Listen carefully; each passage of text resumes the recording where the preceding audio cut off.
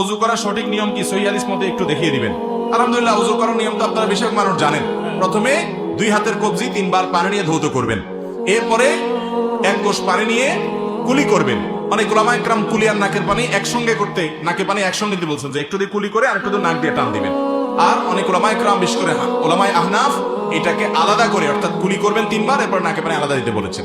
তো যাই হোক, কুলি করবেন, কুলি করার সময় গড়গড়া করে যত ভালো করে পারেন কুলি করবেন এবং মেসওয়াক করবেন। কি করবেন?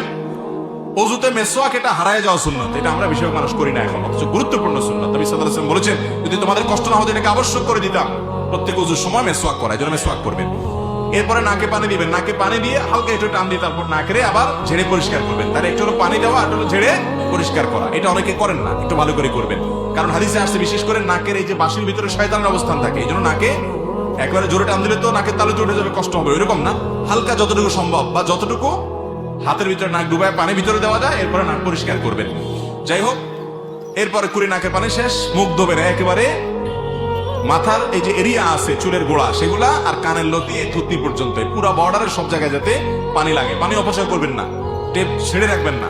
ওযুতে পানিটা নিয়ে এরপরে ভালো করে ধুয়ে দুই হাতে ডলবেন যাতে শুকনো না থাকে। এরপরে ডান হাত কোনই সহ, শীতের সময় বিশেষ করে এই কোনের দিকে অনেক সময় শুকনা থাকে, এদিকে অনেক সময় শুকনা থাকে, শুধু এরকম পানি দিয়ে চলে গেলেন ওযু অনেক সময় হয় না।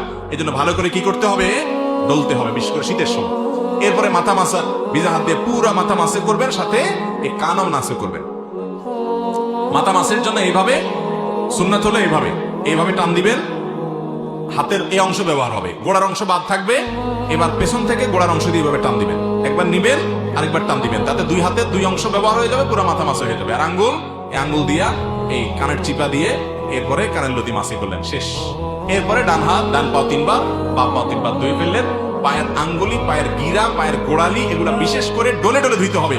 নবীজি বলেছেন ওয়াইলুল লিল আকাবি মিনান নার, পায়ের গিরা গোড়ালি থেকে জাহান্নামের আগুন থেকে বাঁচানোর চেষ্টা করবে। অতএব এভাবে আমরা ওযু করব, আর শুরুতে বিসমিল্লাহ বলতে বলবো না, বিসমিল্লাহ বলে ওযু করব।